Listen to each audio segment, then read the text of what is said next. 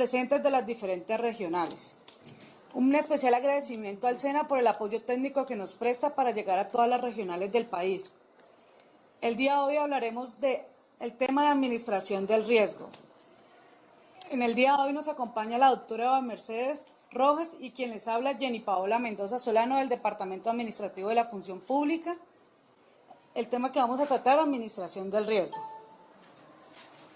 La agenda para el día de hoy, primero, generalidades del Premio Nacional de Alta Gerencia. Segundo, los objetivos de la sesión. Tercero, marco normativo. Cuarto, modelo estándar de control interno MESI y sus componentes de administración del riesgo. Quinto, pasos acerca de la metodología.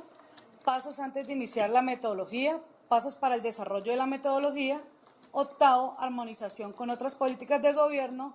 Y por último, hablaremos de los roles y responsabilidades del administración del riesgo.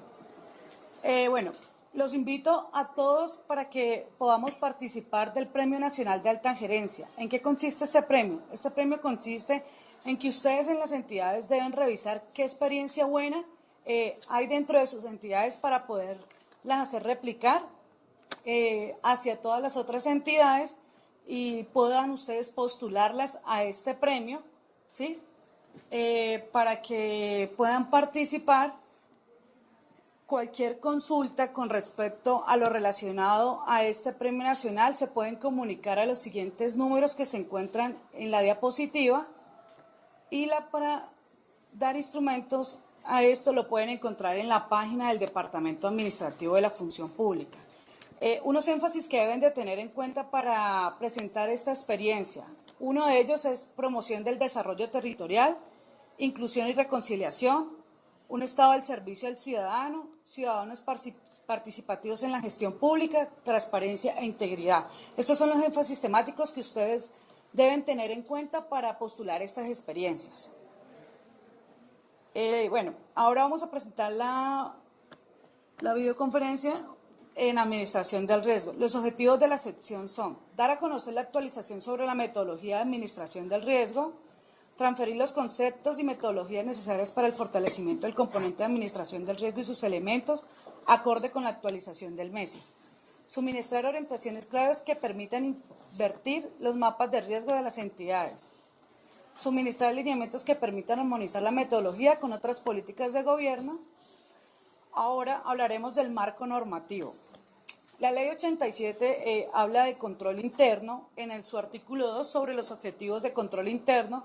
En su literal habla proteger los recursos de la organización, buscando una adecuada administración ante posibles riesgos que lo afecten.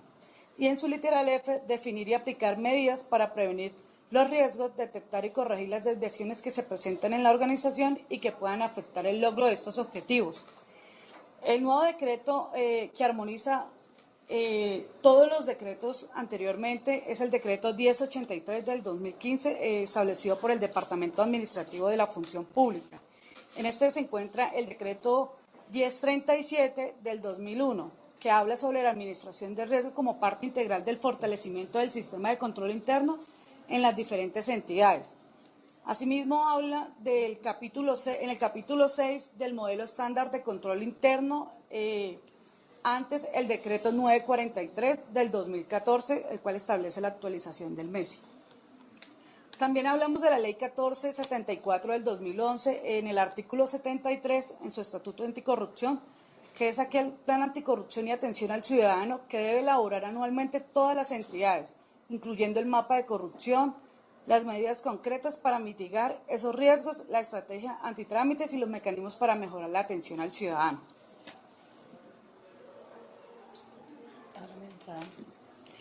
Ahora los voy a dejar con mi compañera Mercedes, que les va a empezar a explicar toda la parte del modelo estándar de control interno MESI y en sus componentes en administración del riesgo. Ok, entonces el modelo estándar de control interno MESI proporciona la estructura básica para evaluar la estrategia, la gestión y los propios mecanismos de evaluación del proceso administrativo. Ustedes ven en la diapositiva entonces la representación gráfica del modelo estándar de control interno. Este tiene un módulo de gestión y planeación, que es el que está en rojito, no tengo mouse, acá. Hay un módulo de de evaluación y control, y hay un eje transversal de información y comunicación. En el módulo de planificación y gestión se encuentra la administración del riesgo. ¿Por qué es importante que esté la administración del riesgo en el módulo de planificación y gestión? Porque es que el riesgo y toda la administración se planifican desde el comienzo. No esperamos a que sucedan los riesgos para poder tomar acciones. Es una planeación y debe generarse en el proceso de planeación institucional. Aquí tenemos ya, entonces acordémonos que en el MESI versión 2005 existía el subsistema de control estratégico y ahí estaba administración del riesgo, que tenía 5 elementos, que era el contexto estratégico, identificación de riesgos, análisis de riesgos, valoración de los riesgos, política y administración del riesgo. Todo esto en la actualización del 2014 pasa al módulo de planeación y gestión, administración del riesgo, y se desarrollan sus componentes a través de 3 grandes sistemas importantes, que son la política de administración del riesgo. Nótese que en la versión del MESI 2005 era lo último, ahora pasa a ser lo primero. ¿Por qué? Porque la política de administración del riesgo son todos los lineamientos que da la alta dirección con relación a cómo se van a administrar los riesgos en la entidad. Entonces, lo primero es eso. Primero tenemos los lineamientos que determina la alta dirección. Luego viene la identificación del riesgo. Para esa identificación del riesgo tenemos que mirar y establecer cuál es el contexto estratégico. Y por último viene análisis y valoración del riesgo, que ya les voy a explicar.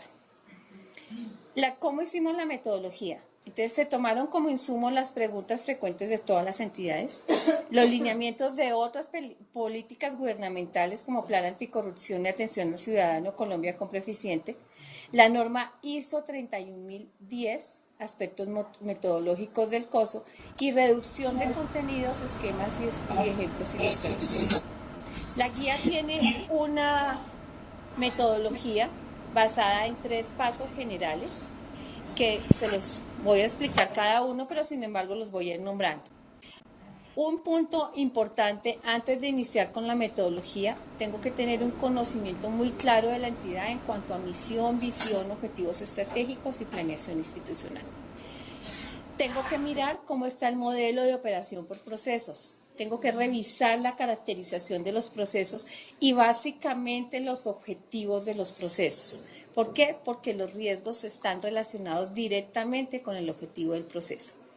El primer paso es la política de administración del riesgo. Como ya lo dije, son los lineamientos que da la alta dirección.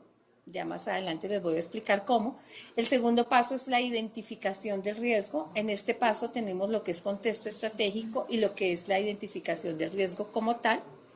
El tercer paso es valoración del riesgo. Dentro de ese paso tenemos el análisis del riesgo, las causas, las fuentes, probabilidad, impacto, la evaluación del riesgo, que también conlleva el análisis de los controles para poder hacer nuevamente la valoración de impacto y probabilidad. Y por último tenemos la parte de monitoreo y revisión y una matriz de responsabilidades. La guía está establecida de esta forma y desarrollada exactamente en esos pasos. ¿Qué es importante tener en cuenta antes de comenzar la metodología? Primero tenemos que tener un conocimiento de la entidad, que tenemos que conocer cuál es la misión, la visión, los objetivos estratégicos, la planeación institucional. ¿Por qué es importante esto? Porque cuando yo conozco cuál es la misión, la visión y básicamente los objetivos estratégicos, puede que en esos objetivos estratégicos se puedan presentar o se puedan llegar a presentar riesgos, y es donde yo tengo que establecer claramente cuáles son esos posibles riesgos y establecer los controles necesarios para que no se presenten.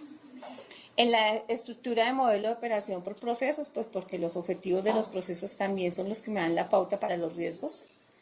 Proyectos, productos y servicios. Este es un nuevo enfoque. Anteriormente nosotros no estábamos mirando los riesgos de proyectos, productos, servicios, y en este momento es muy importante porque la gran mayoría de las entidades manejan proyectos. Entonces hay que tener en cuenta los riesgos manejarlos para que no se presenten en los diferentes proyectos que desarrollan las entidades.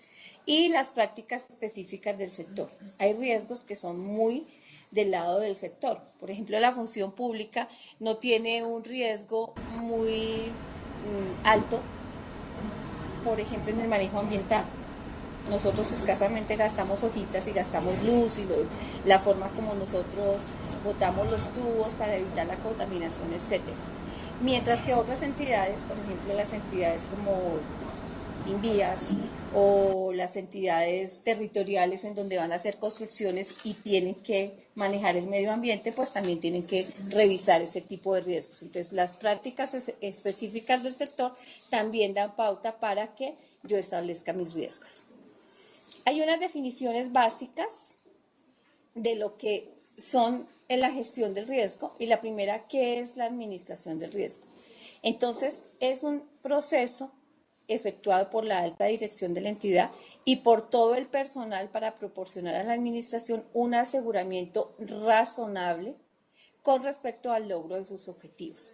¿Qué es importante tener en cuenta aquí? Que la administración del riesgo depende de la alta dirección, pero es manejada por todo el personal de la entidad. ¿Por qué? Porque los controles se desarrollan en el momento de la gestión. ¿Y quiénes somos los que gestionamos? Todos los funcionarios de la entidad. Entonces, por eso es importante que el riesgo no quede allá como unos mapas que hacen en planeación o que hace el grupo Messi, sino que es un producto que tenemos que manejar todos. Tenemos también en cuenta cuál es la definición de riesgo. Entonces es la posibilidad de que suceda algún evento que tendrá un impacto sobre el cumplimiento de los objetivos. Y este impacto se expresa en términos de probabilidad y de consecuencia o de impacto como tal. Vemos también la definición de riesgo inherente. Es aquel al que se enfrenta una entidad en ausencia de acciones de la administración o de la dirección para modificarlo. Ese es el riesgo inherente. Cuando ya estemos desarrollando la metodología, vamos a quedar con mayor claridad sobre el riesgo inherente. Y luego viene el riesgo residual, que es el nivel de riesgo que permanece luego de tomar medidas de tratamiento al riesgo por parte de la administración. El riesgo de corrupción, entonces, es la posibilidad de que por acción u omisión, mediante el uso indebido del poder, de los recursos o de la información, se lesionen los intereses de una entidad y, en consecuencia, del Estado para la obtención de un beneficio particular o propio. Entonces, teniendo en cuenta esas definiciones, vamos a seguir con lo que es nuestra metodología. Los pasos para desarrollar esta metodología son los primeros. Primero, la política de administración del riesgo. ¿Qué es la política de administración del riesgo? Es la declaración de la dirección y las intenciones generales de una organización con respecto a la gestión del riesgo.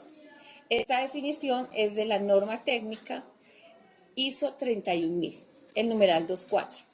La gestión o administración del riesgo establece lineamientos precisos acerca del manejo, el tratamiento y el seguimiento a los riesgos. Ahí donde no se ve que se subió la rayita, ahí son riesgos. ¿Quién establece la política? La alta dirección de la entidad, con el liderazgo del representante legal, con la participación de su equipo directivo. Entonces, la política sale de la alta dirección. ¿Qué debe contener esa política? Debe tener un objetivo. Se debe establecer su alineación con los objetivos estratégicos de la entidad. Debe tener un alcance. La administración del riesgo debe ser extensible y aplicable a todos los procesos de la entidad. Debe tener los niveles de aceptación, o sea, la decisión informada de tomar un riesgo particular. ¿Eso qué quiere decir?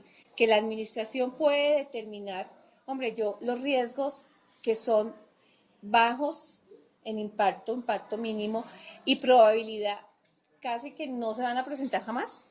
Esos riesgos, aunque no los saco del mapa de riesgos, igualmente puedo tomar la decisión de que no voy a hacer ninguna acción con ese riesgo. ¿Por qué? Porque sería desgastar a toda la administración teniendo en cuenta un riesgo que Es poco probable que se presente y que su impacto es mínimo. Pero esas decisiones deben ser por la alta dirección y deben estar informadas y deben estar especificadas en la política de administración del riesgo. Los niveles para calificar el impacto es una tabla que deben hacer de acuerdo al tipo de riesgo. Se hace una tabla de impacto para cada entidad, la hace la alta dirección. La periodicidad para el seguimiento de acuerdo al nivel de riesgo residual y niveles de responsabilidad sobre el aseguramiento y evaluación de los riesgos. Por ejemplo, en la función pública, la política dice que los riesgos altos y extremos se van a revisar cada mes, los riesgos moderados se van a revisar cada 3 meses y los riesgos bajos cada 6 meses. Entonces, cada entidad establece su política de administración del riesgo. Aquí hay algunas otras definiciones un poco más puntuales de lo que debe tener la política de administración del riesgo. Hay una estructura para la gestión del riesgo, entonces deben establecer qué metodología van a utilizar. Entonces puede ser la del Departamento Administrativo de la Función Pública a través de la guía que tenemos en el 2014 y que ustedes pueden bajar de la página. Debe incluir todos los aspectos y lineamientos de cada uno de los pasos de la metodología. Si ustedes dicen que es la metodología de la función pública, pues simplemente tienen un anexo de la metodología de la función pública. Es decir, la política debe ser una cosa muy clara, pero no debe ser un tratado de riesgos que no lea nadie. Básicamente, eso es lo importante de la política de administración del riesgo. Bueno, aquí entonces traía un ejemplo de cómo está la política de riesgos en el departamento, extremos y altos mensualmente, moderados trimestralmente y bajos semestralmente. Esa política tiene que tener el alcance, todos los procesos de la entidad, los objetivos orientan la toma de decisiones respecto al tratamiento de los riesgos, la tipología de los riesgos, entonces hay diferentes tipos de riesgos, hay riesgos de imagen, hay riesgos operativos, hay riesgos financieros, de cumplimiento tecnológico, de corrupción, etcétera, etcétera. Entonces, de acuerdo a al tipo de riesgos, pues la alta dirección determina también el impacto de esos riesgos. Responsabilidades en cuanto a los riesgos, entonces la alta dirección establece la política y el aseguramiento del mapa de riesgos institucional. Los líderes de los procesos levantan el mapa de riesgos y realizan el seguimiento correspondiente. La oficina asesora de planeación asesora y acompaña a los procesos y consolida el mapa de riesgos. Y la oficina de control interno asesora en la identificación del riesgo, pero no identifica los riesgos, solamente asesora y acompaña, evalúa y da recomendaciones. Vamos entonces al paso 2. Para mí, Eva Mercedes Rojas, el paso 2 es el más importante. Si nosotros tenemos una buena identificación del riesgo, de ahí para adelante la cosa fluye mejor. Si no identificamos bien los riesgos, pues estamos tratando algo que no es real o que no es aconsejable, pues. En esta etapa se deben establecer las fuentes o factores de riesgos, los eventos o riesgos, sus causas y sus consecuencias. Para este análisis, entonces, nosotros tenemos que establecer el contexto estratégico. El contexto es la definición de los parámetros internos y externos que se han de tomar en consideración para la administración del riesgo. Y la identificación del riesgo se realiza determinando las causas fuentes de riesgo y los eventos con base en el análisis del contexto. Generalmente, todo lo que yo encuentro como contexto, la gran mayoría vienen siendo las causas de los riesgos. Entonces tengo 3 contextos, antes solamente teníamos 2. Tenemos el contexto externo, que son todas las externalidades de la entidad que me pueden llegar a generar un riesgo. Tengo el contexto interno, que son las generalidades de la entidad como tal, que me pueden llegar a manejar un riesgo. Y el nuevo es el contexto del proceso. Entonces, el contexto externo y el contexto interno debe ser uno y único para toda la entidad. Y ese contexto externo e interno lo debe establecer la alta dirección. ¿Correcto? El contexto del proceso lo evalúa, lo determina el dueño del proceso. Ese sí ya es específico para cada uno de los procesos. Una vez que yo tengo el contexto, ahí sí empiezo a identificar el riesgo. ¿Cómo identifico el riesgo? Bueno, aquí tengo una tabla de contextos. Entonces, por ejemplo, externo está el económico, la disponibilidad de capital, liquidez, mercado financiero, etcétera. En el interno, por ejemplo, en la parte financiera, entonces el presupuesto de funcionamiento, los recursos de inversión, infraestructura, capacidad instalada, etcétera. Contexto del proceso, diseño del proceso, claridad en la descripción, alcance objetivo del proceso, interacciones con otros procesos de la entidad, etcétera. ¿Cómo hago yo para establecer estos contextos?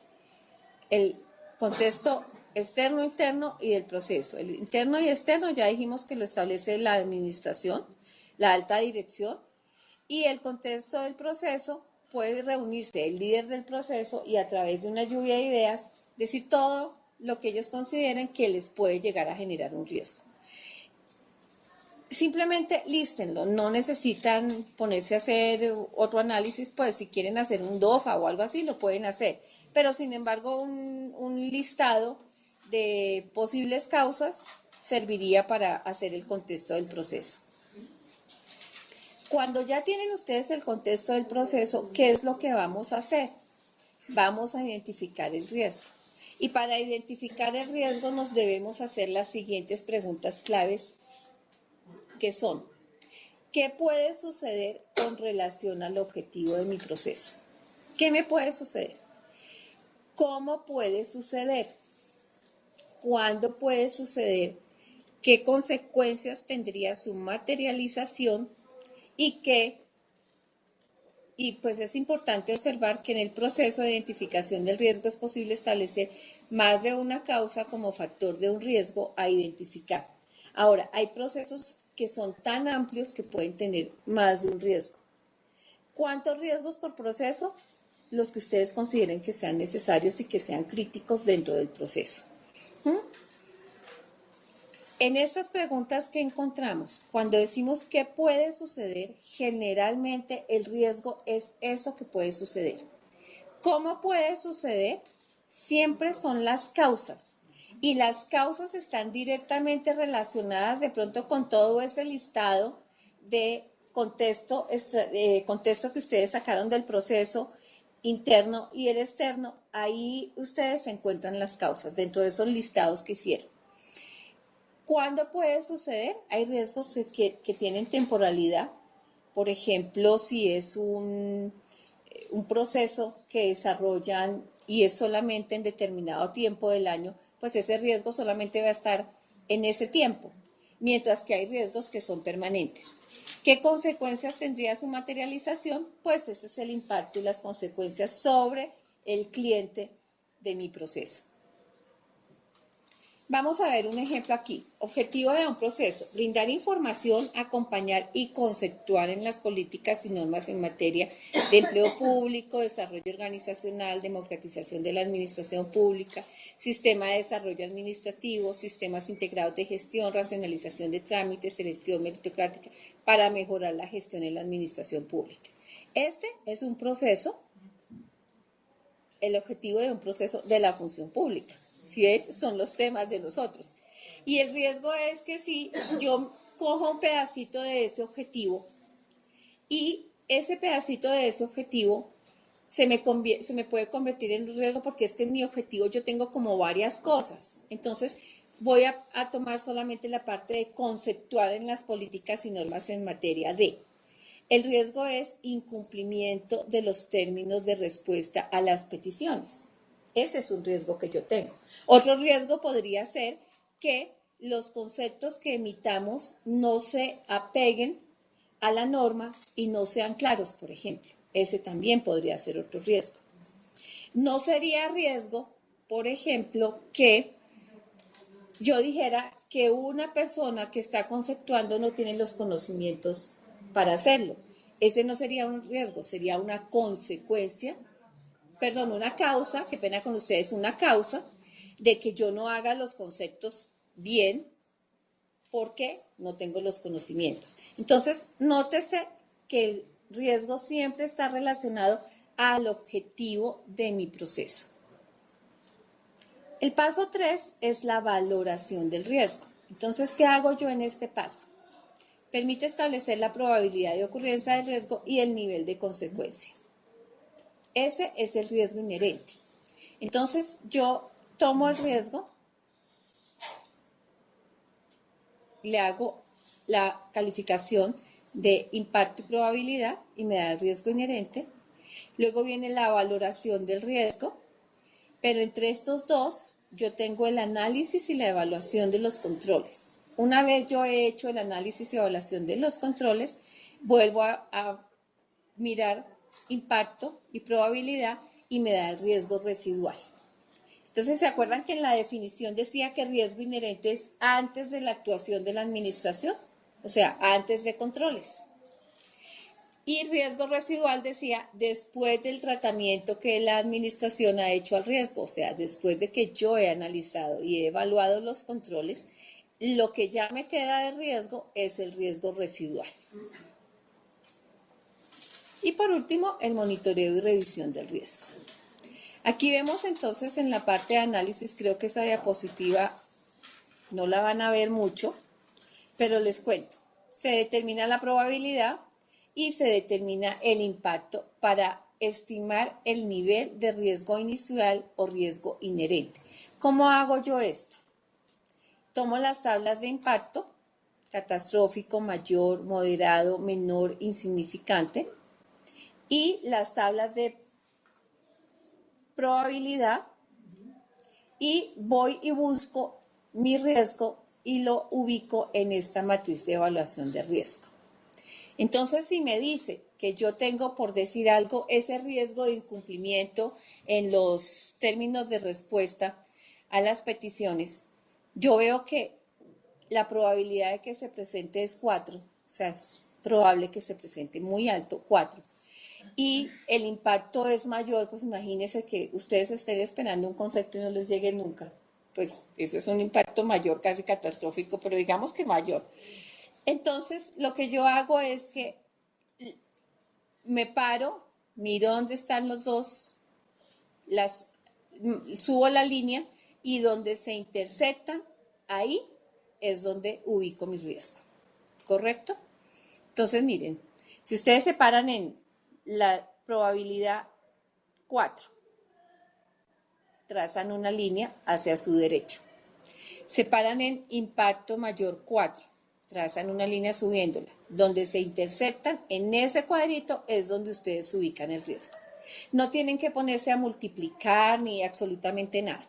Anteriormente sí se hacía así, 4 por 4, 16, entonces el riesgo era 16, no. Ahora ya no, simplemente en donde se intersecta el riesgo, ahí ubico.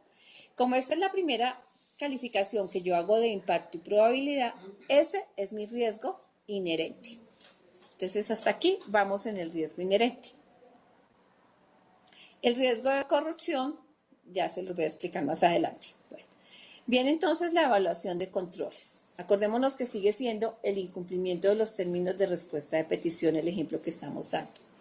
Yo tengo un control que es el sistema Orfeo. Tengo que determinar mis controles a qué están pegándole o qué están manejando. Entonces puede manejar probabilidad o puede manejar impacto.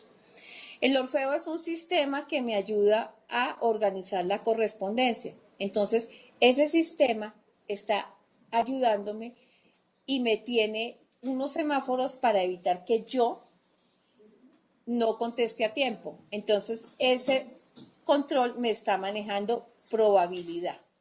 Tengo otro control que es el seguimiento interno de cada área, entonces hay una persona responsable de mirar que yo esté contestando a tiempo, que no se me quede nada por fuera.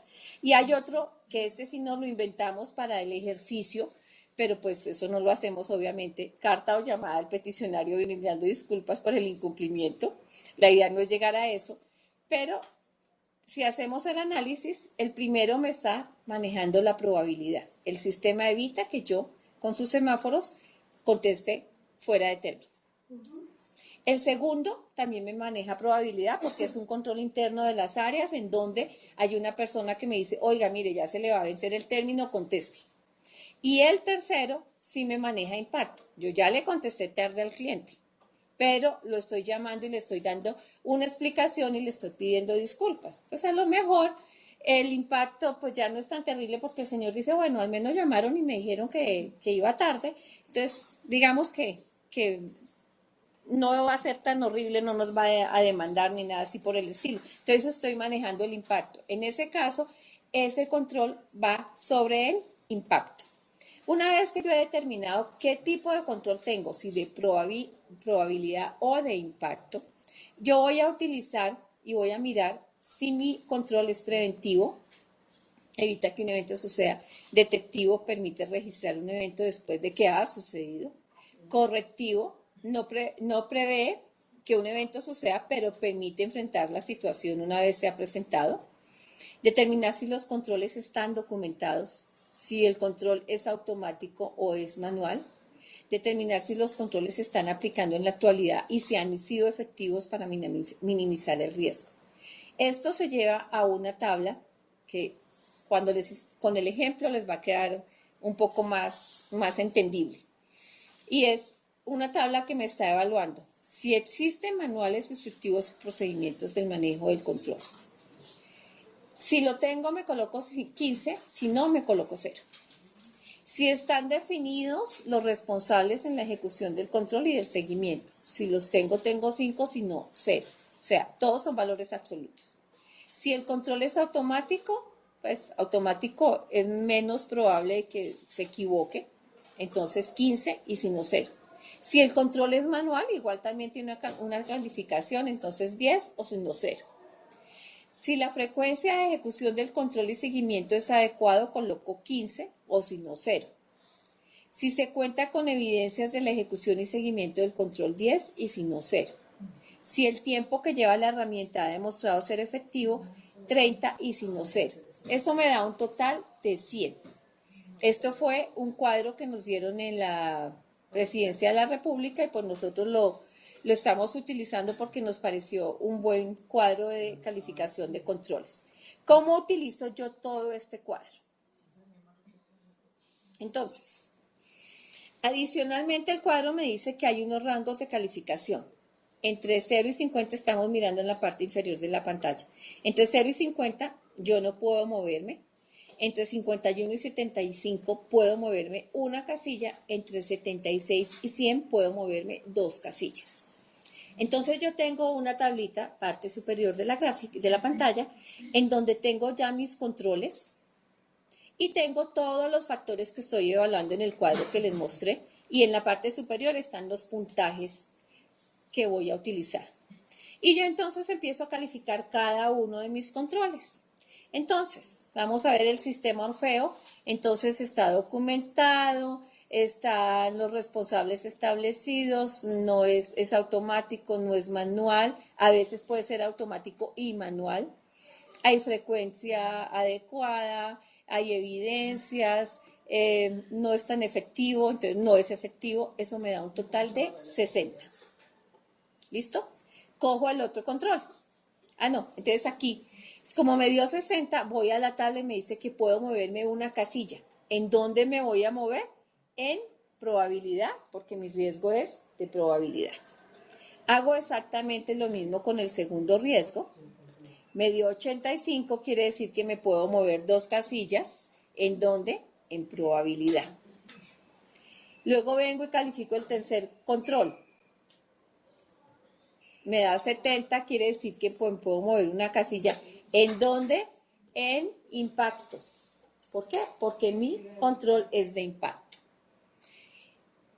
Entonces, en total, yo puedo moverme 3 casillas en probabilidad y una casilla en impacto. Entonces, me voy a mi matriz. Aquí está mi riesgo inherente.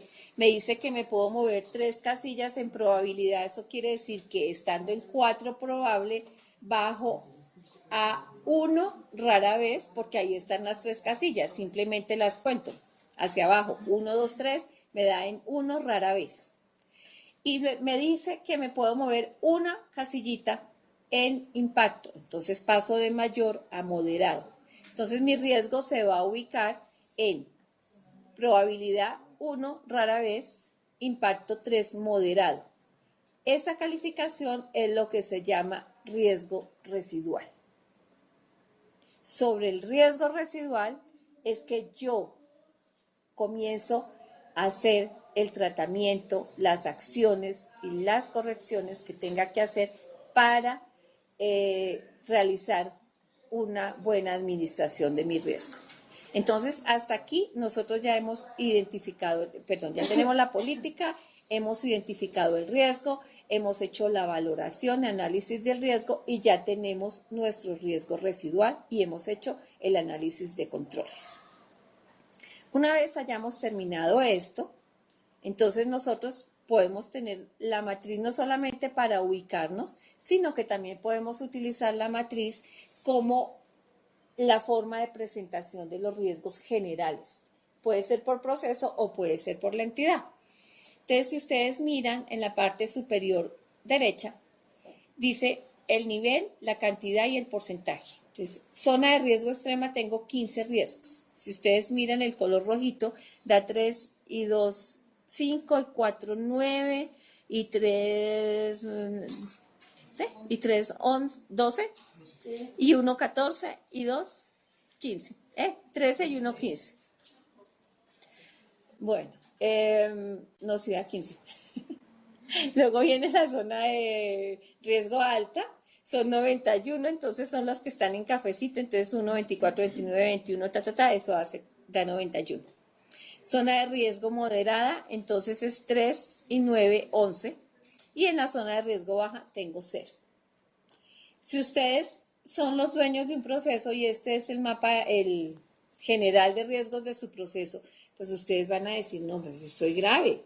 Imagínense, más del 50, mejor dicho, casi el 90%, el 91% de los riesgos los tengo en zona de riesgo alto y en zona de riesgo extremo. Hay que hacer algo, ¿cierto? Y adicionalmente, también esto puede ser a nivel de institución. Claro, para un proceso son muchos riesgos. Este es un ejemplo institucional. Entonces, esto le sirve a la alta dirección para que en una sola presentación tenga toda la visión de sus riesgos y tome decisiones con relación a los riesgos. También sirve pues para hacer el seguimiento y el control. Yo de representante legal de la entidad que estamos viendo con esa situación, les diría, bueno, tenemos que bajar los riesgos extremos y por lo menos el 50% de los riesgos altos tienen que pasar a zona moderada. ¿Cómo? Establezcan controles que realmente funcionen y sirvan, tanto de probabilidad como de impacto. La gran mayoría de las entidades tenemos controles de probabilidad, muy pocos controles de impacto. Entonces, cuando nos dicen que en esta gráfica pasaron de riesgo extremo a riesgo bajo con posibilidad rara vez y fuera de eso el impacto muy bajito, insignificante, es poco probable que eso se dé, dado que tendrían que tener muy buenos controles de impacto para que se pueda hacer este cambio. Ay, ¿qué pasó? ¿Se perdió la imagen?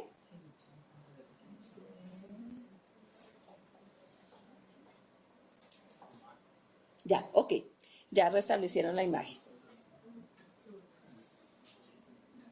Ok, bueno, entonces continuemos. Entonces ya viene aquí lo que es la elaboración del mapa de riesgos. Entonces, si vemos el ejemplo que estábamos mirando, pues ahí está brindar el proceso, el objetivo del proceso, que ya lo miramos, elaborar, brindar información, bueno, todo lo que ya leí. El riesgo, incumplimiento de los términos de respuesta, las causas, no se asignó a tiempo, el exceso de solicitudes, bueno. Las consecuencias, pérdida de imagen, quejas de los usuarios, etcétera. Vemos la primera calificación del riesgo inherente, probabilidad 4, impacto 4, nivel extremo, controles, entonces está el Orfeo, los internos del área, la carta de disculpas, residual, entonces probabilidad 1, impacto 3, paso a moderado. Las acciones entonces tienen que estar relacionadas directamente para mejorar y bajar las causas. Entonces, si no se asignó a tiempo, una primera acción que yo tengo que establecer ahí es un control de asignación o de pronto explicarle muy bien si por decir algo, es la secretaria la que lo hace, explicarle y darle unos tiempos para la asignación. Esas pueden ser algunas acciones. Y determinar un control, por ejemplo, un cuadro de control en los mismos documentos de Orfeo, de cuánto tiempo para trasladarlo. Entonces puedo colocarle dentro del mismo control un control adicional o mejorar el control ya existente. Vienen los registros, o sea, cómo tengo yo evidencia de que estoy llevando a cabo esa acción. Ahí faltaría entonces el responsable. Se le agregaría una columna adicional que sería el seguimiento por parte del líder del proceso y después una columna seguimiento de la Oficina de Control Interno que también hace seguimiento a los mapas de riesgos. Ya teniendo todo esto, pues yo tengo que comunicar. La comunicación y la consulta de las partes involucradas, tanto externas como externas, deberían tener lugar durante todas las etapas del proceso de gestión del riesgo. Se requiere una estrategia de comunicación, trabajo en equipo, conocimiento y el análisis de la complejidad de cada uno de los procesos. ¿Esto qué permite? Ayudar a establecer correctamente el contexto de los procesos, ayudar a garantizar que los riesgos estén correctamente identificados, reunir diferentes áreas de experticia para el análisis de los riesgos, garantizar que los diferentes puntos de vista se toman en consideración para el proceso, fomentar la administración del riesgo con una actividad inherente al proceso de planeación estratégica. Ese monitoreo entonces tiene dos vistas. Una que es el monitoreo que hacen los responsables de los procesos. Ellos son los encargados de realizar las acciones asociadas a los controles establecidos para cada uno de los riesgos, identificados para su proceso de acuerdo con la periodicidad establecida en la política de administración de la entidad. Durante la aplicación de las acciones de seguimiento, cada líder de proceso debe mantener la traza o documentación respectiva de todas las actividades realizadas para garantizar de forma razonable que dichos riesgos no se materialicen y por ende que los objetivos del proceso se cumplan. Luego viene una revisión de la Oficina de Control Interno, que es la encargada de realizar el seguimiento a los mapas de riesgo, pero ella no es la encargada de manejar el riesgo ni los controles como tal, solamente revisa y hace recomendaciones a los dueños de los procesos con relación a los mapas de riesgos. A veces se presentan discrepancias entre si la oficina de planeación revisa o no revisa. La oficina de planeación como ejercicio de planeación y como los riesgos también se planean dentro de la planeación institucional, sí pueden hacer una revisión de los mapas de riesgos. De hecho, la oficina de planeación o quien haga sus veces en las entidades es la encargada de manejar y de consolidar el mapa de riesgos institucional. Entonces, en la entidad existe el mapa de riesgos institucional, el mapa de riesgos por proceso. En la política la política de administración del riesgo debe establecer qué riesgos van al mapa institucional. Por ejemplo, en la función pública, en el mapa de riesgos institucional, van los que están en zona extrema y alta. Los demás se quedan en los mapas de procesos. Ello no quiere decir que a los extremos y altos no le haga seguimiento el líder del proceso. Lo que pasa es que esos, por ser extremos y altos precisamente, también tienen un seguimiento por parte de la alta dirección y de planeación, porque son riesgos que si se llegan a materializar, pues su consecuencia es catastrófica. También, entonces, en cuanto a la periodicidad de seguimiento para los riesgos asociados a posibles actos de corrupción, se debe dar cumplimiento a las fechas establecidas por ley, que es abril 30, agosto 31 y diciembre 31. La metodología para los riesgos de corrupción, hay una del 2014 y una del 2015 y una del 2016. Hubo algunos cambios, la metodología para ellos era un poco diferente, en este momento está exactamente igual a la metodología de la función pública, lo único que pues sí hay un cambio que ya se los voy a mostrar. ¿Qué pasa cuando un riesgo se materializa? Lo primero que se debe hacer es revisar el mapa de riesgos y la frecuencia debe cambiar porque ya se materializó. Entonces, si lo tienen en frecuencia baja, no, ya eso ya es ya se materializó, la frecuencia cambia. Y, por ejemplo, cambiaría de posible, es al contrario, de casi seguro a posible, ¿correcto? O sea, aumenta una casilla en cuanto a la frecuencia, a la probabilidad de presentación. Si lo es detectado por la Oficina de Control Interno, pues debe convocar al Comité de Coordinación de Control Interno e informar sobre los hechos que ha detectado.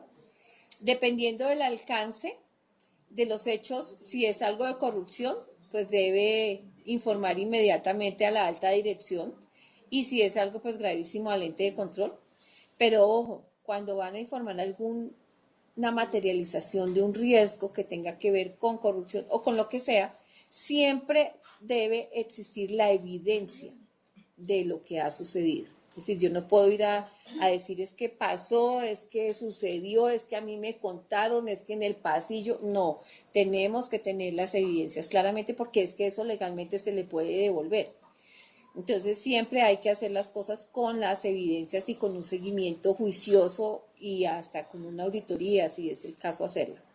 El líder del proceso u otros funcionarios pueden ser los que detecten que se materializó un riesgo, deben informar a la alta dirección sobre lo encontrado, iniciar con las acciones correctivas necesarias, realizar el análisis de causas y determinar acciones preventivas y de mejora. Aquí es donde es importantísimo que se tengan en cuenta las correcciones a que haya lugar, las acciones correctivas y las acciones preventivas. Generalmente, uno que encuentra en los mapas de riesgos, que hay muchas correcciones, pero no hay acciones correctivas. O sea, yo corrijo lo que acaba de suceder, pero me falta ir a hacer un análisis de causas para establecer acciones que realmente me manejen las causas por las cuales se materializó el riesgo. Eso es importante que lo hagan, y es importante que el jefe de control interno mire si realmente las acciones están encaminadas al manejo de las causas o simplemente son correctivos de momento que están estableciendo. Bueno, el manejo, entonces aquí está informar. El riesgo de gestión cuando es en zona extrema, alta y moderada, pues hay que informar inmediatamente al líder del proceso, orientar para que se realice una revisión, un análisis de causas, verificar que se tomaron las acciones correctas y convocar al Comité de Coordinación de Control Interno. Si es un riesgo de zona baja, informar al líder del proceso y orientar técnicamente sobre las acciones determinadas en la política de riesgos. Igual, pues está el tratamiento cuando es un líder del proceso el que ha detectado el riesgo. Entonces, tomar acciones, iniciar el análisis, analizar y actualizar el mapa de riesgo. Ya les dije que lo primero que hay que cambiar es la probabilidad, e informar a la alta dirección. Si es baja, pues simplemente aplicar las orientaciones de la política de riesgos institucional. Les comentaba que los riesgos ahora también se toman. Yo no sé si estarán viendo imagen en los otros sitios porque aquí no se ve. Bueno, ok.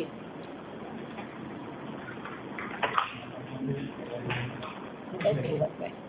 Entonces, la gestión de riesgos, les comentaba que antes solamente estábamos manejando riesgos, y la política de riesgos de la función pública, pues la guía, solamente se basaba en los riesgos de gestión de los procesos. En este momento se incluyeron gestión de riesgos a los proyectos, dado que la gran mayoría de las entidades manejan proyectos. Entonces, esos riesgos tienen que estar centrados en 4 variables que son costos, tiempo, alcance y calidad. Costos, pues estamos hablando de dinero. Tiempo es el tiempo pactado, el tiempo que queda en un contrato y tiempo que generalmente no se cumple. Eso es uno de los riesgos que más tenemos que manejar. Un ejemplo, por ejemplo, las obras de Bogotá. Eso uno ve que se demoran 50 años haciendo una cuadra, entonces uno dice, bueno, ¿y dónde está cuánto tiempo se necesita para eso? Esos son riesgos que de pronto no se han tenido o no se han controlado como debe ser.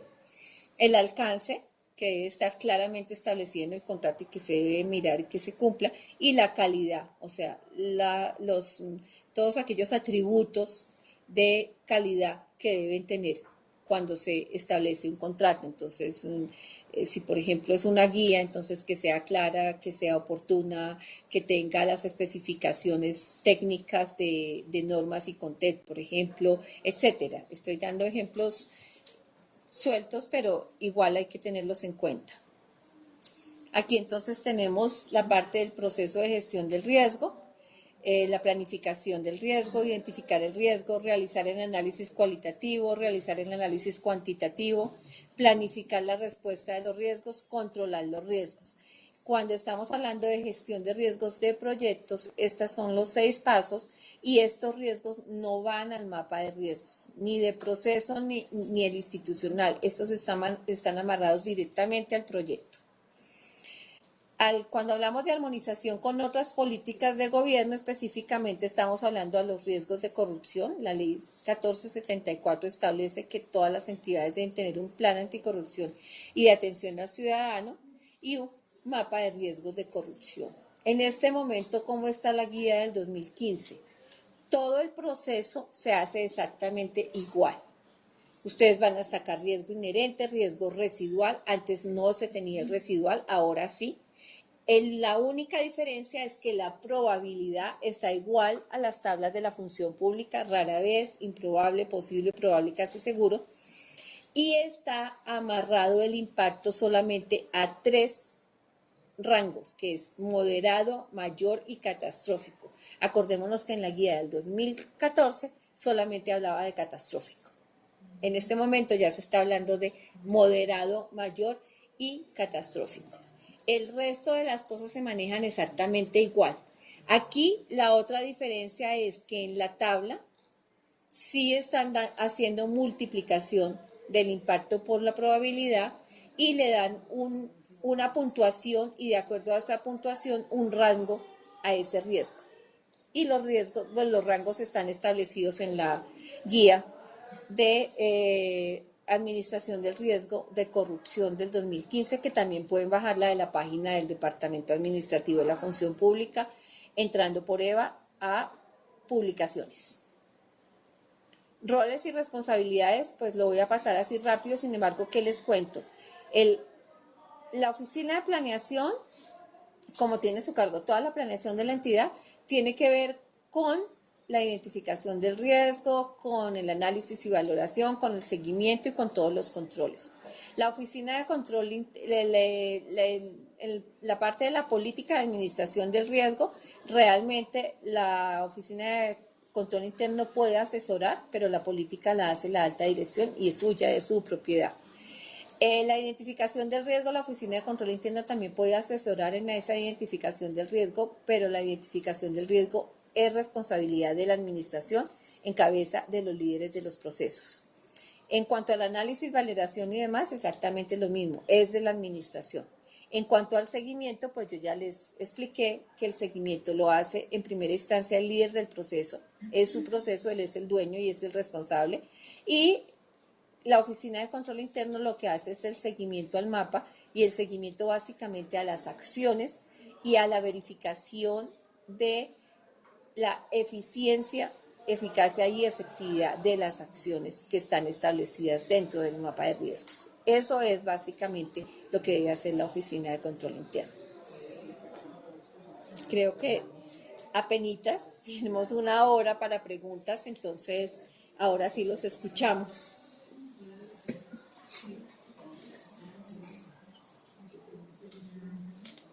Tengo una pregunta.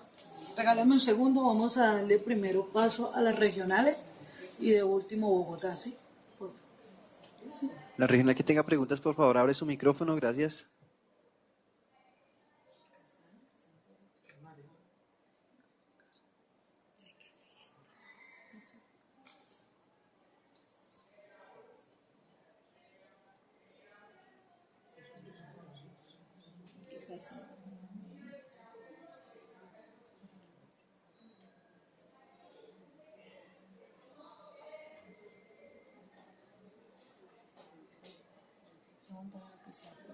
¿Hay preguntas?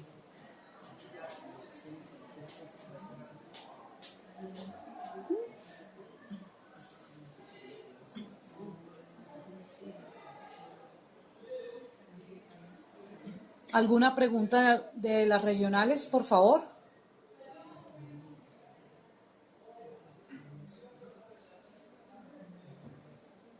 La regional que tenga preguntas, por favor, abre su micrófono y la realiza. Gracias.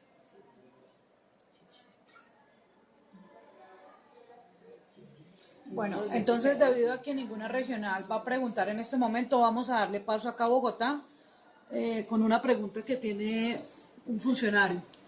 ¿Cómo está? Yo no he podido entender la diferencia entre la fuente y la causa de un riesgo, porque cuando me siento a evaluar para mí son casi lo mismo, pero no sé si exista realmente una diferencia entre las dos cosas. Ok. Aquí están preguntando la diferencia entre la fuente y la causa de un riesgo.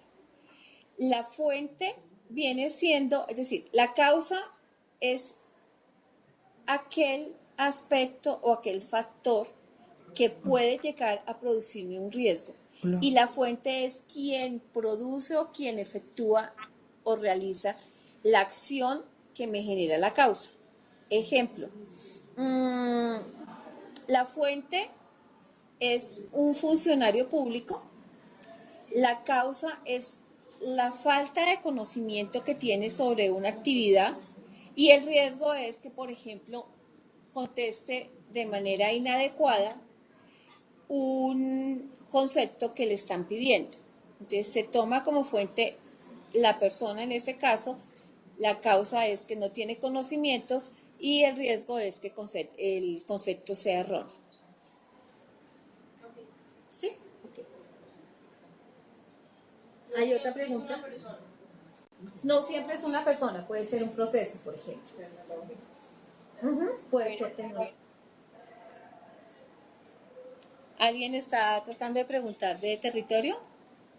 Sí, en Barranquilla, buenas tardes. Buenas tardes.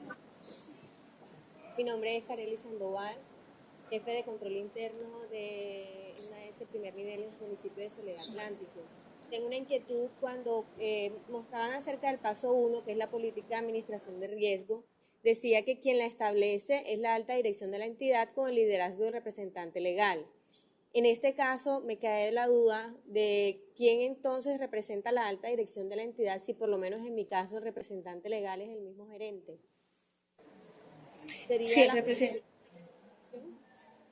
Si el representante legal es el mismo gerente, es el gerente, en su calidad de representante legal, que establece la política de administración del riesgo.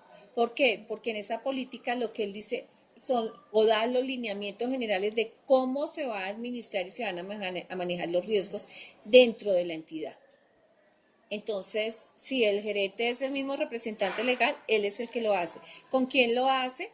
Con su equipo de trabajo directo, que son todos los líderes de proceso, todos los directores técnicos, etcétera, etcétera. En ese estamento de la alta dirección es que se desarrolla la política para que los demás funcionarios y todos en la entidad cumplan con esos lineamientos para el manejo de riesgos. En este caso, la junta directiva no juega ningún papel como alta dirección. No, en ese caso es la alta dirección, no la junta directiva, porque él tiene toda la razón. En los hospitales y en algunas entidades de economía mixta y industriales y comerciales del Estado hay juntas directivas. Las juntas directivas no entrarían ahí a determinar cuál es la política de riesgos de la entidad. Lo hace es la alta dirección específicamente. Ok, muchísimas gracias.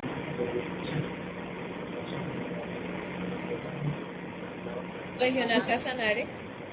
Sí, buenas tardes. ¿Bajo qué parámetros yo evalúo los controles? O sea, ¿son los mismos del ejemplo o para cada control evalúo diferente parámetro? Usted puede utilizar la misma tabla para evaluar todos los controles. El ejemplo que se dio es porque si presentamos solamente la tabla, pues queda como en el aire, ¿cómo voy a bajar yo eso? Entonces, cada control debe ser evaluado teniendo en cuenta esos parámetros. Esa tabla fue una tabla que nos dieron en presidencia, nos pareció que está muy completa, que evalúa el tipo de control, si es manual, etcétera, etcétera, si está documentado, si hay un responsable, y eso es básicamente lo que uno debe mirar en un control. Entonces, lo importante es que el control, la evaluación de los controles se haga así como se vio en el ejemplo, cada control por aparte. De pronto puede que tengan muchos controles de probabilidad y ya se les acaben las casillas para probabilidad. ¿Eso qué quiere decir? Que de pronto hay muchos controles de probabilidad y que podemos quitar alguno o se determina que se dejan, pero pues no se deben sumar y dividir para que me dé un número exacto de 5 casillas. O sea, cada control se evalúa por aparte y se corren las casillas de acuerdo a la calificación de cada uno de los controles.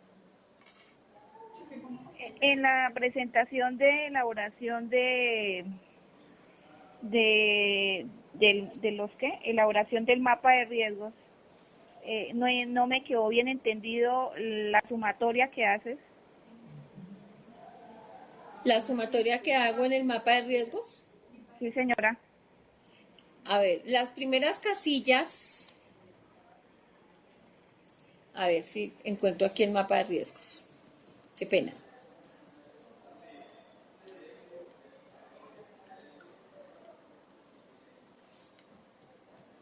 Acá. Las primeras casillas, ¿qué es lo que tienen? El riesgo, la causa y la consecuencia. Viene el riesgo inherente. El riesgo inherente tiene una calificación de probabilidad de 4 y de impacto de 4. Entonces me da un nivel de riesgo extremo, ¿correcto? Luego viene el análisis de los controles y viene nuevamente la calificación de probabilidad y de impacto.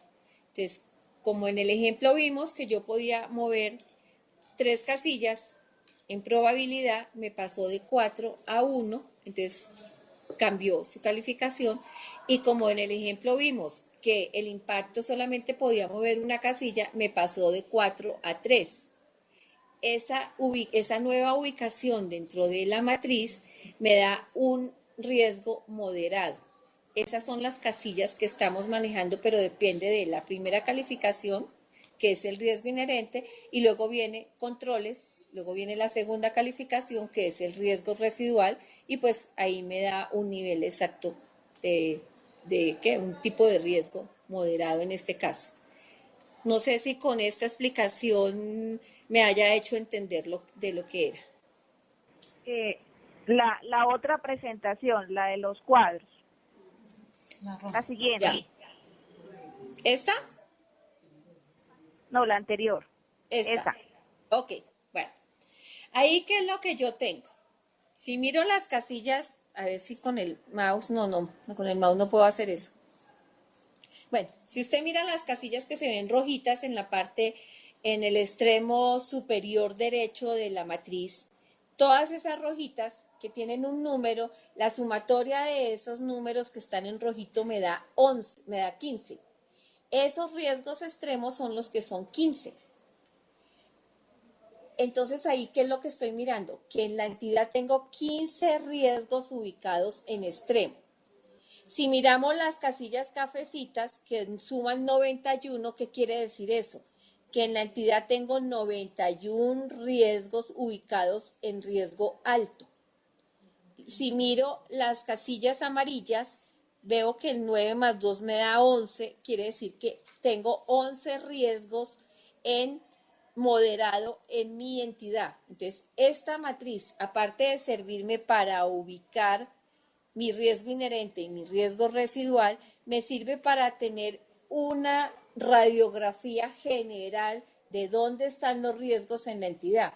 Entonces, un representante legal puede decir, oigan, yo tengo muchos riesgos extremos, por favor establezcan controles, unos buenos controles para que yo los pueda bajar a altos y a su vez los altos los pueda bajar a moderados y tenga un mayor control y una mejor administración de los riesgos. Para eso es que también me sirve esta matriz.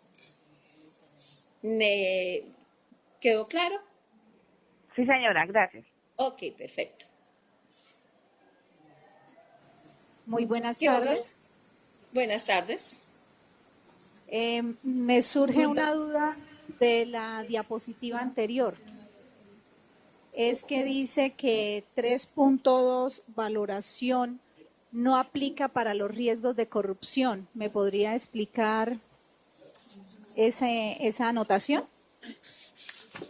3.2 valoración no aplica para los riesgos de corrupción.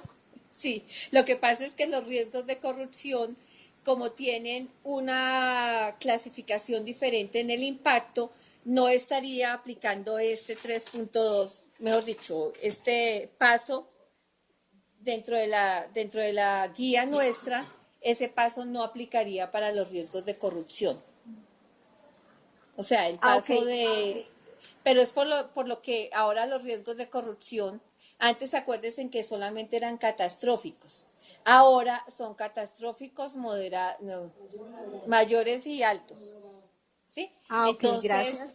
antes no aplicaba, ahora sí aplica. Tiene toda la razón. En la diapositiva tenemos que quitar esa frasecita de abajo. Eso fue un error que se me quedó. Pero sí, ya aplica porque ya se busca el riesgo inherente y el residual también en los de corrupción. Tiene toda la razón. Bueno, muchísimas gracias. Ok, Buenas tardes. me pasó. Aló, Buenas tardes. ¿nos Sí, escuchan? Sangil. Sí. Sí, Buenas Sangil. tardes, estamos hablando desde Santander, desde Bucaramanga, desde la oficina principal. Tenemos varias consultas. Primero, Ok. la presentación, ¿ustedes nos la pueden facilitar? Claro, sí, señora. Por favor, envíen correo a... No, Eva @ función pública no, porque eso toca contestarlo por Orfeo. Envíen correo a E de Eva, M de Mercedes, Rojas, @funcionpublica.gov.co y nosotros les enviamos la presentación. No, me dicen aquí que no puede ser por ese correo. Qué pena con todos. Anoten este correo. Eva la Eva de Adán, Eva con B chiquita, mejor dicho, o sea, espacio virtual de asesoría, eso es lo que significa, @funcionpublica.gov.co y soliciten la presentación de la videoconferencia de hoy. Eva @funcionpublica.gov.co. Go.com. Listo, Sí, señora. muchísimas gracias. Otra consulta. Yo vengo en representación de la Universidad Industrial de Santander. Tengo la duda, ¿cuántos mapas de riesgo legalmente deberían haber? Estamos hablando del mapa de riesgos institucional, del mapa de riesgos de corrupción, y serían esos dos, básicamente. Y el de procesos, ¿sí? ¿Cuántos? Generalmente debe existir el mapa de riesgos del proceso, Ajá. ¿correcto? El mapa de riesgos institucional, que la política de administración del riesgo determina qué riesgos van al institucional, y el mapa de riesgos de corrupción. Nosotros, Sí. ¿cómo lo manejamos en la función pública? Si bien está el mapa de riesgos de corrupción, también los riesgos de corrupción se los subimos al mapa de riesgos por proceso, porque es que no pueden quedar los de corrupción por allá en la nebulosa cuando la corrupción se maneja y se evita desde el proceso. Entonces también los incluimos en el mapa por procesos. Obviamente, pues la calificación del impacto es la que varía. O sea, digamos, en este momento nosotros tenemos 25 mapas de riesgos por procesos. ¿Cuántos ¿Es procesos correcto? tienen? Claro, si La tienen misma cantidad. 25, sí, si tienen 25 procesos deben tener 25 mapas de riesgos. Es correcto. ¿Correcto? Listo, Más el muchísimas gracias. institucional, sí. Ok, Listo, gracias. bueno, con mucho gusto. Aló, ¿Aló? de Cundinamarca. Regional Cundinamarca, sí, dígame. Buenas tardes. Hazme un favor, tenemos dos preguntas. Una va relacionada con el proceso auditor. Queremos saber si en el proceso auditor, cuando se hace un informe de auditoría, aparte de las no conformidades o hallazgos, se pueden identificar riesgos. Dado Eso es que, una por ejemplo, en la cartilla, en el de rol de control interno para las entidades públicas, dice que el control interno puede identificar riesgos.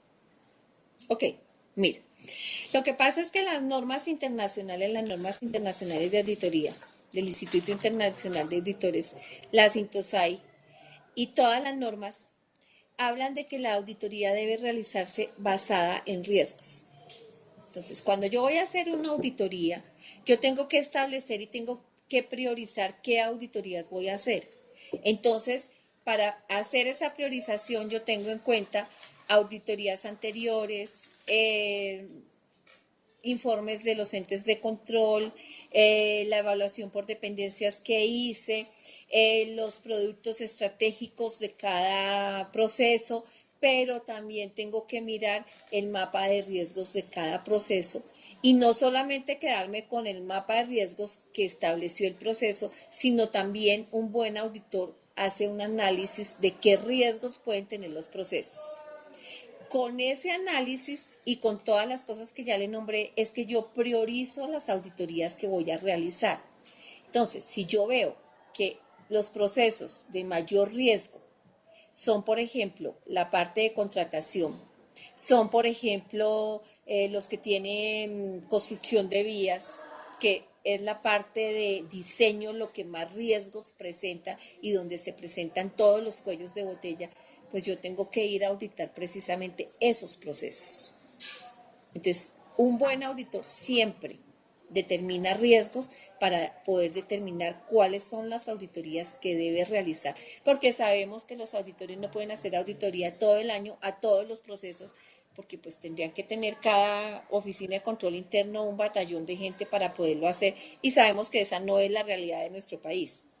Entonces tenemos que hacer una muy buena priorización y establecer un buen programa de auditoría, presentarlo al Comité de Coordinación de Control Interno, quien es el que le da el aval a ese programa de auditoría, y a su vez dejar muy claro si el comité de auditoría, el comité de coordinación dice no se hace tal auditoría, dejar claramente yo la tengo como prioritaria porque se puede presentar este y este y este riesgo, y lo dejo por escrito y por sentado. ¿Para qué?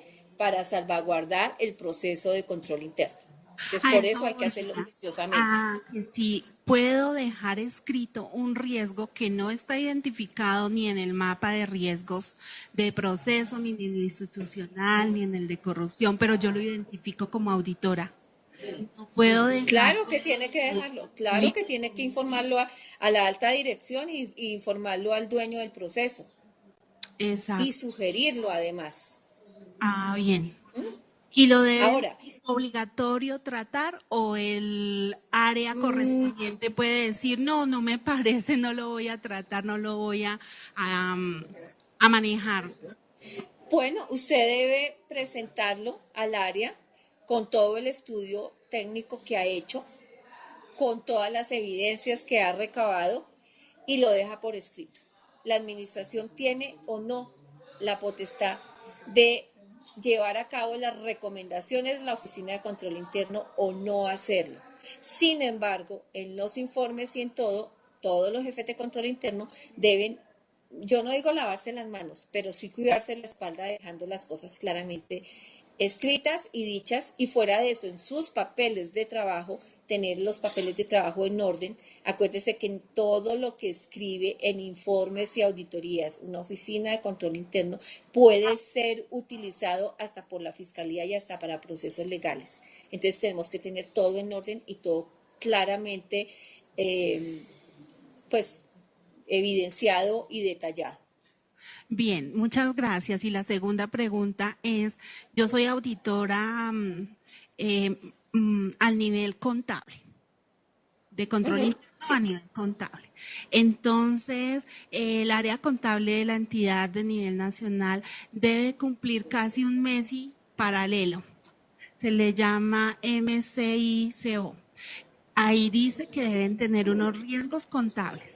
Entonces, para mí esta sería otra matriz de riesgos que son netamente contables y pueden estar dentro de el mapa institucional. Lo que sucede es que los riesgos contables también obedecen primero a unos análisis muy rigurosos y a unas pruebas contables también muy rigurosas. Entonces, esos riesgos deben estar en el mapa de riesgos del proceso de contabilidad o del proceso financiero. Ok. Dentro de su mapa de riesgos deben estar.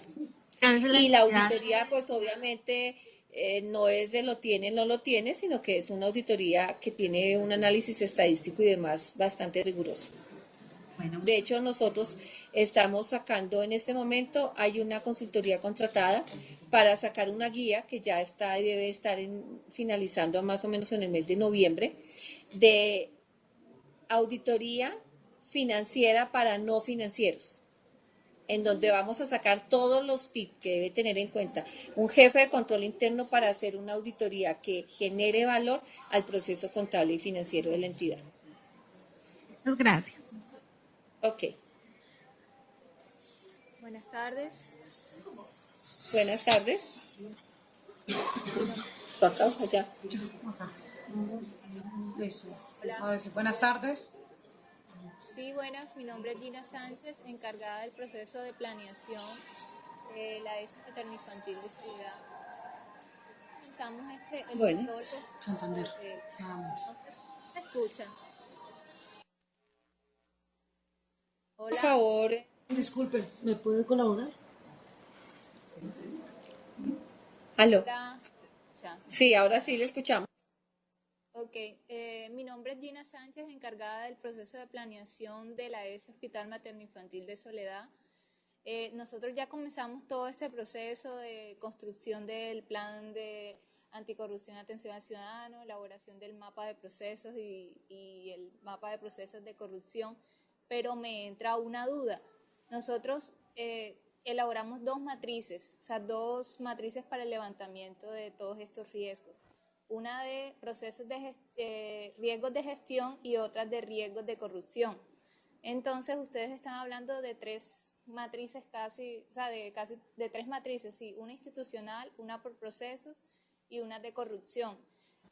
La de institucional es como la consolidación de todos, o sea, nosotros la estábamos manejando como la consolidación de todos los riesgos de gestión. ¿Estoy equivocada o debo continuar con esa metodología? No, no está equivocada. Si ustedes como política de administración del riesgo tienen que la mapa de riesgos institucional es la matriz que consolida todos los riesgos de la entidad, pues ustedes están cumpliendo con lo que dice la política. Ahora, una política podría ser también para que la revisen en el sentido de que a la matriz de mapa de riesgos institucional solamente suban los extremos y los altos. Los demás Sí, riesgos se queden en la matriz de proceso, porque si no la matriz de riesgos institucionales va a quedar una cosa enorme y a eso no le va a hacer seguimiento prácticamente pues nadie, no habría doliente, mientras que cuando los riesgos están en los procesos, pues el dueño del proceso tiene que hacerle su seguimiento correspondiente, obviamente también a sus extremos y altos, y la matriz de riesgos institucional en casi todas las entidades es una responsabilidad de seguimiento y de consolidación de las áreas de planeación, pero el que tiene que hacer seguimiento también a esos riesgos es la alta dirección, porque son los extremos y altos. Entonces, yo les sugeriría que saquen de la matriz de riesgos institucional los moderados y los bajos, solamente dejen extremos y altos. Sí, eso precisamente estamos haciendo y lo incluimos dentro de nuestra guía de administración. Aló, buenas tardes. ¿Aló? Lo incluimos en nuestra guía de administración del riesgo, que solamente se iban a meter como en el mapa institucional o en el consolidado los que fueran extremos y altos, porque la mayoría, entre otras cosas, son extremos y altos. Entonces, bueno, esa es la primera pregunta. La segunda pregunta que tenía era que nosotros identificamos también el contexto interno y externo, pero por procesos. ¿Está bien así? O porque ustedes hablan de tres contextos, el del proceso solamente y el contexto interno y externo como de la institución, casi como que el DOFA tal. Bueno, lo que sucede es que el contexto externo de la entidad es uno solo para toda la entidad. Es decir, yo no tengo un contexto externo de proceso diferente al del resto del proceso, no, la situación externa de mi entidad es la misma para la entidad. El contexto interno de la entidad también es igual para todos. ¿Por qué? Porque son digamos que son las debilidades y las fortalezas como entidad que se tienen. Y ya el contexto del proceso, ese sí es el que tiene que determinar cada líder de proceso, y ahí puede establecer, por ejemplo, la DOFA. Entonces, si yo estoy en el proceso, por ejemplo, de talento humano, yo tengo que mirar cuáles son mis clientes externos dentro de la entidad, porque son externos a mi proceso, y cómo se está gestionando mi relación con ellos. Entonces, por ejemplo, ellos tienen que proveerme las novedades de nómina para que yo pueda hacer la nómina a tiempo y pague de manera adecuada. Entonces, esa provisión de las novedades es contexto de mi proceso a nivel externo, ahí con mis clientes internos, digámoslo así, y también tengo unas dinámicas que se manejan dentro del proceso que pueden llegar a generarme un riesgo. Entonces, ese sí ya es específico de cada procesito, pero el externo y el interno general lo debe proveer la alta dirección para toda la entidad. Ok, porque es que nosotros por lo menos manejamos un proceso que se llama atención primaria en salud. Y ese proceso, no, bueno, la mayoría de veces se ve afectado por el contexto externo, en que hay entes de control que verifican, o sea, que verifican mucho el cumplimiento de metas. Entonces, obviamente, en uno de los riesgos que identificamos fue que no, o sea, que no se presentaban a tiempo los informes debido a muchas causas internas y obviamente muchas causas externas. Bueno, pero entonces teníamos esa duda porque nosotros normalmente, por lo menos la forma como lo planificamos y lo estructuramos fue también cómo nos afectaban entes externos, también normatividad que cambia siempre a ese proceso específicamente, que no afecta a otros procesos. Y sin embargo sigue siendo un contexto externo. Lo que pasa es que dentro del contexto externo que saca la alta dirección está la normatividad y los cambios, por ejemplo, presupuestales que el gobierno nacional o que el gobierno departamental o municipal establece. Y eso a cada proceso le pega de diferente manera. Entonces, así en el externo diga cambio normativo, pues cada proceso va a coger la norma que le corresponde y los cambios que le están afectando en su momento.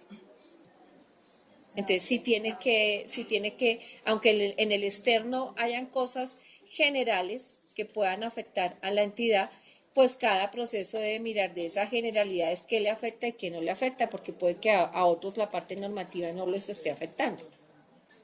Entonces, sí tengo que, en todo caso, para mi proceso, hacer esa evaluación. Ok, o sea que el contexto externo puede ser contexto externo, contexto externo interno. O sea, es lo que me queda claro, o sea, de las otras áreas. Sí. Es interno, pero... Ok. Sí, claro, porque yo tengo que ver cómo se relaciona mi proceso con los demás procesos de la entidad. Bueno, listo, muchas gracias. Ok. Buenas tardes. Buenas tardes. Mira, mi nombre es Freddy Alexander de la Rota, profesional de planeación de la empresa Acueducto de Yopal. Mira, nosotros estamos haciendo desarrollamos la metodología que establece la guía para la construcción de riesgos de corrupción. Sin embargo, pues en esa metodología el impacto solo nos presenta 3 categorías, y para la construcción de eso pues nos da pues las mismas zonas de riesgo, se calcula el riesgo inherente, después el riesgo residual, pero en cuanto a la ponderación del impacto sí nos da solo 3 categorías y no sobre el cruce que nos da, sino en la multiplicación. Sí. Entonces no sé si lo hicimos bien o ya nos toca guiarnos sobre esta metodología que están presentando. Ok, mira, lo que pasa es que para los riesgos de gestión, nosotros, Función Pública, quitamos la multiplicación. ¿Por qué? Porque usted puede encontrar que, me voy a la tablita, claro que ahí ya no la están viendo, bueno, puede encontrar que yo miro un riesgo probable 3 por 1 impacto 4 que me da 12 y ese 12 está en riesgo en zona extrema, mientras que si yo lo miro al contrario, impacto 4 y, y probabilidad 3 me da en otra zona, aunque también me dé 12 en la multiplicación. Entonces, por eso nosotros quitamos las multiplicaciones.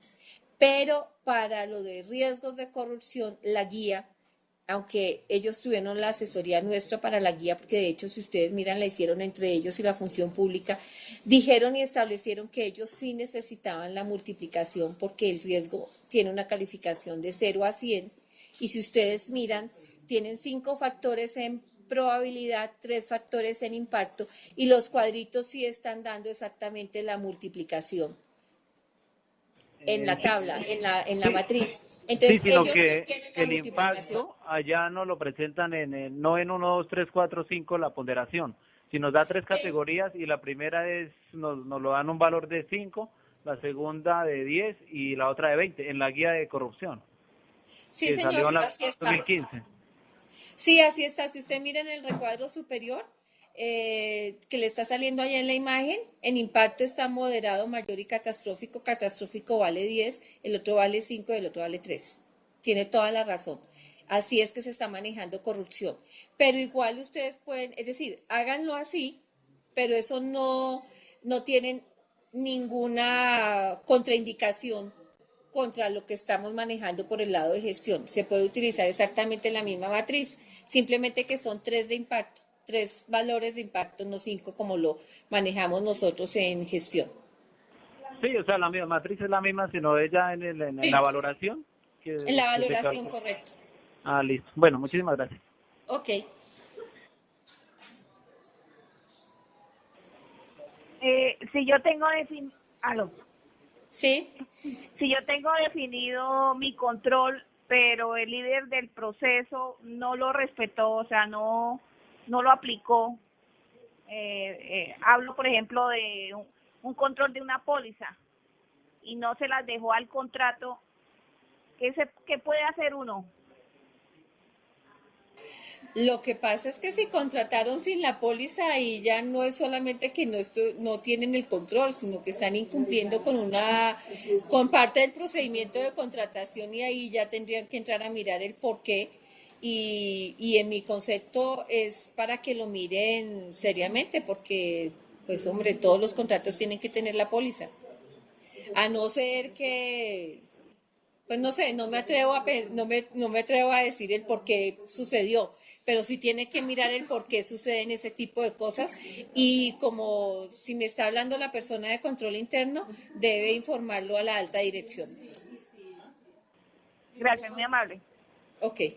Tienen un manual de contratación propio y en el explicaron eso, es más que todo se da para cuando es régimen privado, porque hay entidades públicas que tienen régimen privado y si en el manual está especificado qué contratos requieren póliza y qué no, pues se rige por ese manual de contratación. Ok. Mire, aquí una persona en Bogotá me está aclarando que revise también el manual de contratación para que mire cómo está establecido lo de las pólizas, porque pues yo no le puedo decir en este momento si está bien o está mal hecho, porque pues no conozco el manual de contratación, tiene que referirse a ese manual. Gracias. Muy buenas tardes nuevamente de la Regional Santander San Gil. Sí, señora. Para preguntarles sobre los riesgos por proyectos.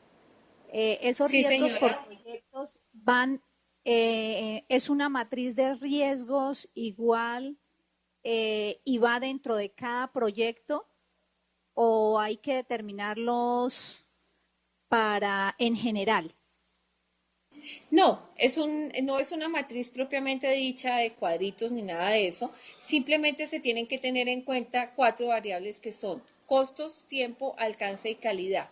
Digamos que todos los proyectos están siempre enmarcados dentro de un parámetro de costos en un tiempo determinado, tienen un alcance y tienen unas características de calidad. Entonces los riesgos se dan al incumplimiento de alguno de estos factores. Entonces, los pasos, primero hay que planificar la gestión de ese riesgo, identificar el riesgo como tal, que pueden hacerlo también por lluvia de ideas, es decir, por cualquier mecanismo que ustedes lo quieran. Pueden también utilizar la pregunta qué puede suceder, cuándo puede suceder, cómo puede suceder y qué consecuencia tiene, es decir, pueden usar la misma metodología. Eso quiere decir que estoy haciendo el análisis cualitativo y cuantitativo porque un riesgo en un proyecto generalmente también está relacionado con el factor económico. Entonces tienen que hacer también ese análisis cuantitativo. Tienen que planificar la respuesta a los riesgos, es decir, en caso de que se presente, ¿yo qué voy a hacer? O sea, de una vez tengo que manejar el impacto. Y tengo que establecer unos controles muy claros para ese proyecto. Generalmente los controles de esos riesgos de proyecto los ejecuta o los revisa o está pendiente de ellos el supervisor del contrato de la persona que está haciendo el proyecto y si lo requiere, pues un interventor también. Entonces, esos riesgos están amarrados específicamente al proyecto. Estos son los mismos riesgos que nos pide contratos.gov.co, el que es SECOP, nos Sí. habla sobre estos riesgos. Sí, parte de esos riesgos están incluidos ahí. De hecho, Colombia de Compra Eficiente también tiene una clasificación de riesgos que puede asemejarse muchísimo a esta parte de riesgos de proyectos. Gracias. A la orden. ¿Alguna otra pregunta? Yo tengo preguntas. Bueno, si no hay preguntas afuera, entonces vamos igual en el aire a las preguntas de Bogotá. Dos preguntitas. La primera es, Buenas tardes, tengo dos preguntitas. La primera es, no sé si me perdí en el momento de la presentación, ¿cómo identificamos si un control es de probabilidad o es de impacto? Tal vez me perdí en ese momentico. Me están preguntando aquí cómo identificar si un control es de probabilidad o impacto. Si el control, con el control yo estoy evitando que se presente el riesgo, ese control es de probabilidad. Si con el control o ese control está encaminado a manejar el impacto o las consecuencias de la presentación del riesgo, es un control de impacto.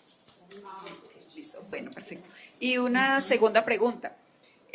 La tabla de evaluación de los controles, como la muestra la metodología, en primera instancia la realizan los dueños del proceso para mirar si inicialmente el riesgo se da, pero si a la final queda clasificado en zona moderada o baja. El riesgo de proceso, el líder de proceso haría la primera valoración de este control y la oficina de control interno, cuando haga su seguimiento, volvería a hacer esa evaluación de los controles para determinar si ya ha pasado un tiempo ese riesgo cambia de ubicación o no. Sí podría hacerlo. A ver, me están preguntando si la tabla de valoración de los controles en una primera instancia la realiza el líder del proceso y si el jefe de control interno o la oficina de control interno puede hacer un análisis de los controles utilizando la misma tabla. Entonces, el líder del proceso debe establecer y debe revisar y debe calificar sus controles para poder establecer el riesgo residual y asimismo empezar las acciones. Cuando control interno hace revisión a los mapas de riesgos y como tiene que determinar la eficacia, eficiencia y efectividad de los controles, también puede coger la tablita y revisar cómo está esa calificación de los controles y puede hacer sugerencias al líder del proceso sobre cambios con relación a la calificación de los controles. Muchas gracias. Mira, yo le doy la espalda como tengo que hablar al micrófono, entonces quedo como torcida aquí.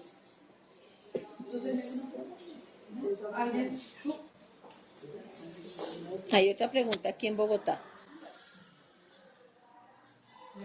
Buenas tardes. Pues yo tengo una pregunta y es con respecto a la guía para la construcción la administración de riesgos de corrupción.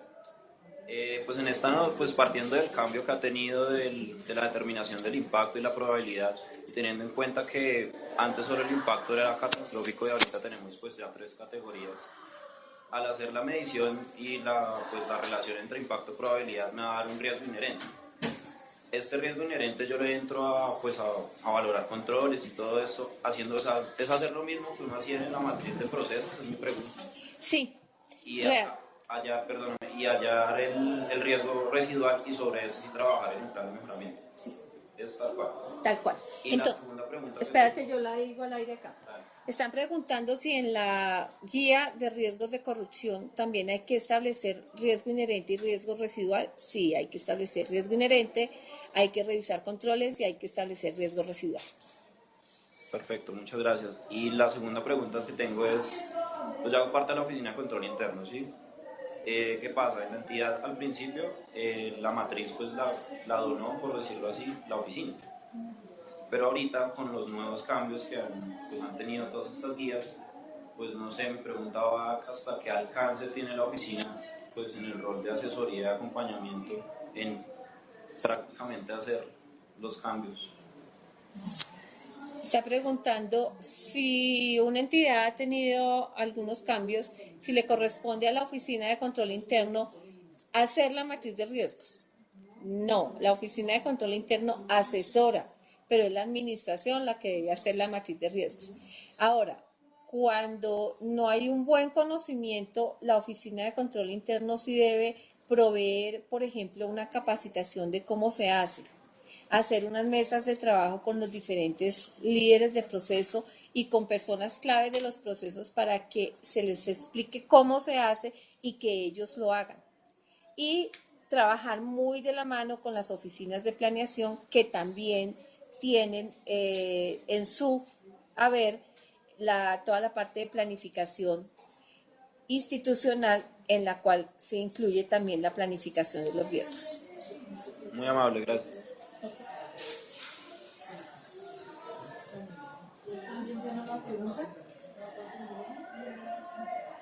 ¿Hay alguna pregunta a nivel territorial? Yo tengo una. Mi pregunta es referente también a la guía de corrupción en la parte de seguimiento.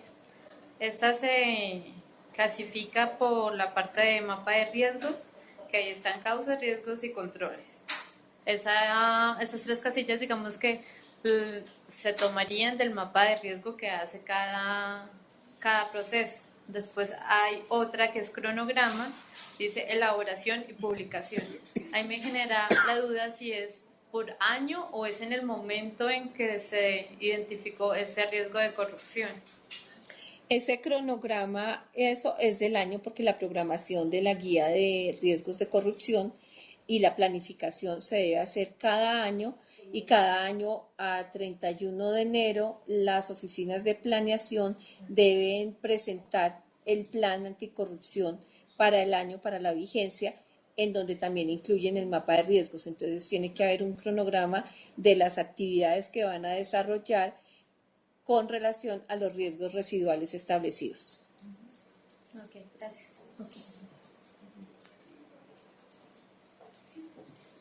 Gracias. Una preguntita es que está la guía de riesgos de corrupción, solita que salieron en 2015. Está la guía para la construcción de la estrategia anticorrupción, pero dentro de la estrategia hay un componente que es el de riesgos de corrupción. Tanto en la guía nos pide a la Oficina de Control Interno que se haga el seguimiento a los riesgos de corrupción en abril, en agosto, pero del plan anticorrupción también debemos hacer ese seguimiento. ¿Se debe hacer esos seguimientos por separado o como está un componente que es riesgos de corrupción, se puede incluir ese seguimiento de riesgos de corrupción dentro de la evaluación al plan anticorrupción? Se incluye dentro de la evaluación al plan anticorrupción. No tiene que ser una... No tiene que ser perfecto. una cosa aparte. Gracias.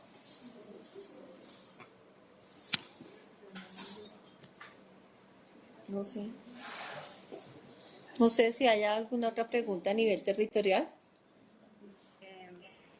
Para hacer seguimiento al plan anticorrupción en la matriz de riesgos, ¿existe algún formato? Lo que pasa es que en las entidades tenemos definido, pues por autonomía de la misma entidad, pero no sé si el Departamento Administrativo de la Función Pública tenga definido un formato para hacerle ese seguimiento al mapa de riesgos. En la guía de plan anticorrupción hay un formato de seguimiento y también está incluido la parte de riesgos. Dentro de la guía hay un formato, yo no la tengo en este momento a la mano para decirle qué casillas son las que tiene, pero sí está incluida dentro de la guía.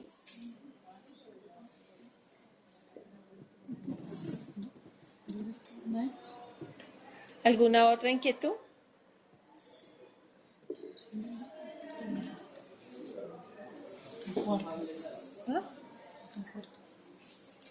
Todavía tenemos un poco más de tiempo, así que aprovechen el espacio para hacer todas las preguntas que tengan.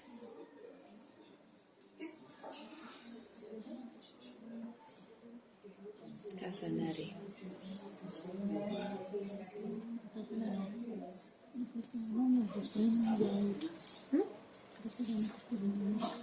Bueno, entonces, como no hay más inquietudes y más preguntas, queremos recordarles nuevamente lo del Premio Nacional de Alta Gerencia. ¿Tú puedes pasar la diapositiva?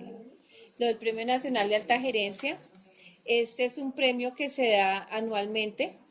¿Qué se necesita para participar?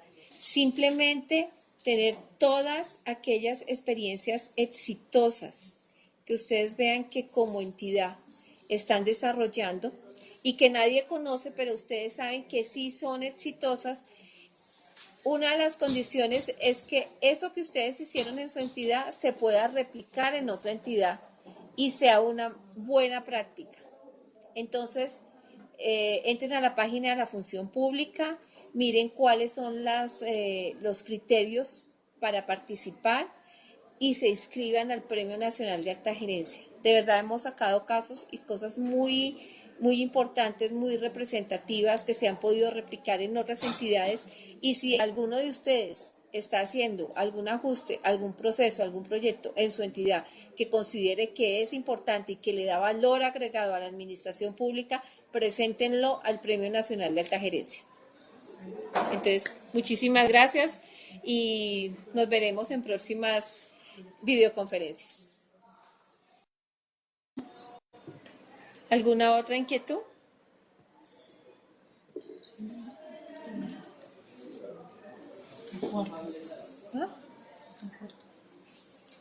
Todavía tenemos un poco más de tiempo, así que aprovechen el espacio para hacer todas las preguntas que tengan.